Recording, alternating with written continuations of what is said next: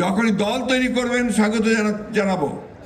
তার অর্থ এই নয় যে আপনার সরকারে বসে সরকারের সমস্ত সুযোগ সুবিধা নিয়ে আপনারা আপনাদের দল গঠন করবেন।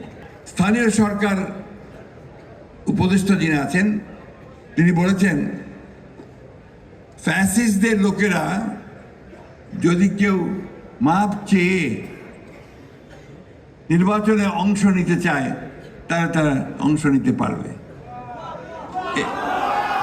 আমরা দেখছি যে নতুন সরকার, অন্তর্বর্তীকালীন সরকার, আমরা তাকে সমর্থন দিয়েছি।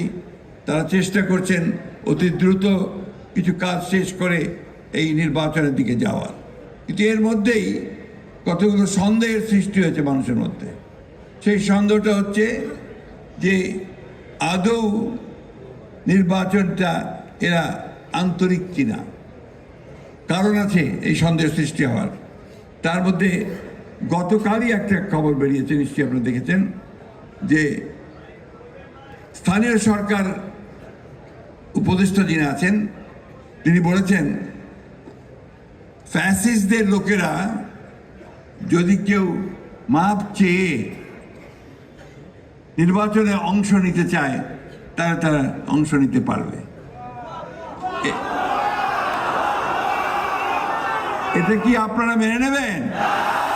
তোমরা এটা মানবে? এর থেকে এটাই প্রমাণিত হয়েছে যে তারা এখন তাদের নিজেদের স্বার্থে ওই ফ্যাসিস্টদেরকেও তারা জায়গা দিতে চায়।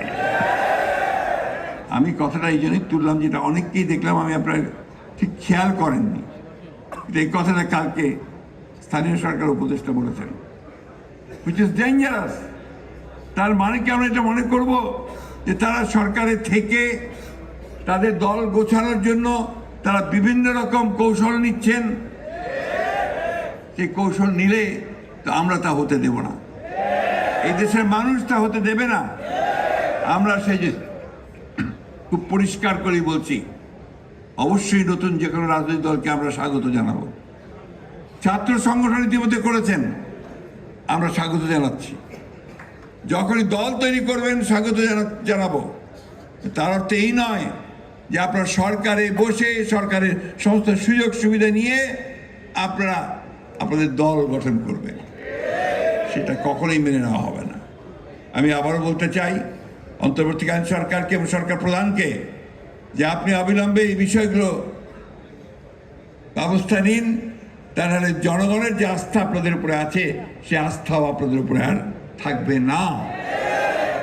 আমি যখন প্রথম বলেছিলাম যে যদি এই অন্তর্বর্তী সরকারের কেউ নিরপেক্ষতা হারায় তাহলে আরেকটি নিরপেক্ষ সরকারের প্রয়োজন হবে, বলেছিলাম না?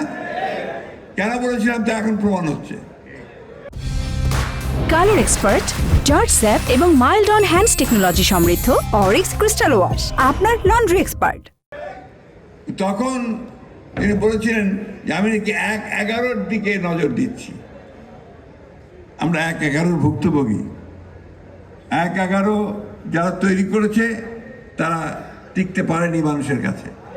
আবারও হুঁশিয়ার করে বলে দিতে চাই, যদি আবার কেউ সেই 1-11 কথা চিন্তা করেন, গণতন্ত্রকে বিসর্জন দিয়ে আবার সেই একদলীয় শাসন বা ফ্যাসিস্ট সরকারের দিকে যেতে চান, তারা কখনোই জনগণ তা মেনে নেবে না।